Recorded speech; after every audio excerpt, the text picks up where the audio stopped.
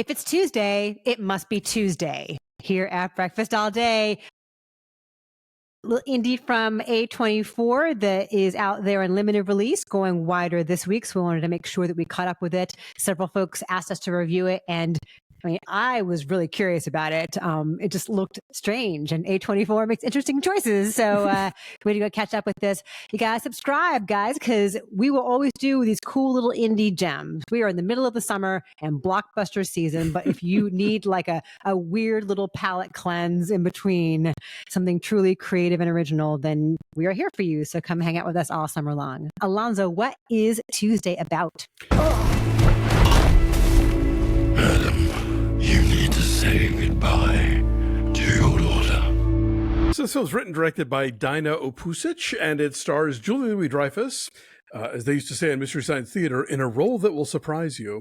It is not the kind of thing that we're used to seeing from her. She plays an American woman living in the UK. She has a daughter named Tuesday, played by Lola Petticrew, who is dying. And Louis-Dreyfus' character is not super coping with that in the greatest way possible. There's a lot of a lack of honest communication going on, as we come to discover, and just sort of not dealing with the situation head on. Tuesday, she understands what's going on with her. She harbors no illusions. And one day she is visited by the spirit of death and is, you know, not super upset about this, but her mother is, and her mother sort of tries to negotiate the situation. And without getting into spoilers, we'll just say she learns a lot about death and about life. Here's my testament of how much I enjoyed this movie. Okay. I really needed to pee for most of it.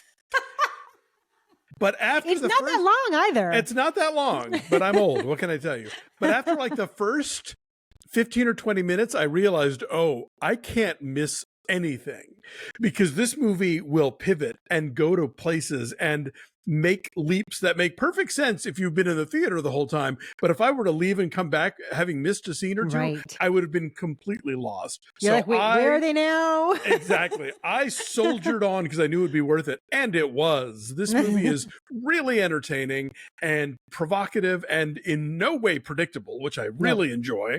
This is a really good sort of art house primer movie. Like if you wanted to take somebody who's not used to seeing movies that delve into like metaphor and symbolism, like this movie is, you know, it goes there and it goes to some strange places, but it does so in a pretty clear-cut way. We know what we're about once we know what our footing is here. But again, not predictable and not obvious. And the performances are all really great. Arinzé Kene is the voice of death. Leah Harvey plays a nurse who comes in during the day to help out with Tuesday. I found myself really moved by it. And even though it is a movie that, again, sort of deals with symbolism and metaphor, like I did genuinely care about these characters and what they were going through, alongside the larger ideas and notions that this movie is spinning about what does death mean, and how does the existence of death color the way we live our lives, which is also an issue that comes up in The Good Place that I finally just watched for the first time. So yeah, I dug this. I did too, and I think we can say what the spirit is, what the creature is, because it's in the poster, it's in the trailers. It's this giant, brilliantly hued macaw. Yeah, and the bird evolves as that relationship with Tuesday evolves in ways that are really interesting. And I was totally blown away from a visual effects perspective. Yeah, no kidding. How well done this is, because this could not have been a very expensive film. This is the kind of thing that I think Julia Louis-Dreyfus has enjoyed doing more often lately, which is smaller, more dramatic, more challenging films. So this couldn't have had a giant budget. And I was really impressed with the variety of ways in which they depict this bird. Yes. And what what the it eye can lines do. are really good, you know, like the cast knows what they're doing.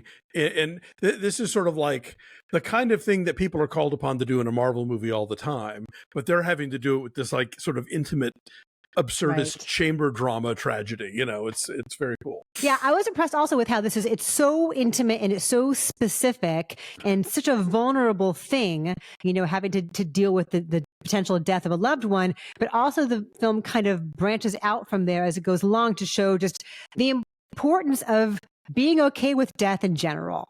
Right. Like in the big scope of things, like how it's just part of life, in, you know, part of the way the world turns. Like And that's surprising too, that they got their arms around that kind of big subject in a way that is so meaningful on a small scale too. Yeah, it touches on ideas that were in like, Death Takes a Holiday and its remake, Meet Joe Black.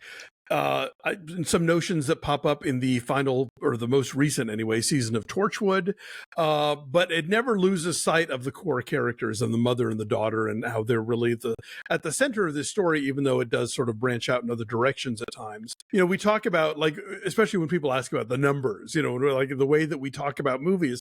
And I think very often we'll say, we're judging a movie based on like, where is the target and how close do they get to hitting it? Yeah. And this movie has a really like intense degree of difficulty, and they get super close, if not on the bullseye, I think, of doing the kind of movie they set out to do here.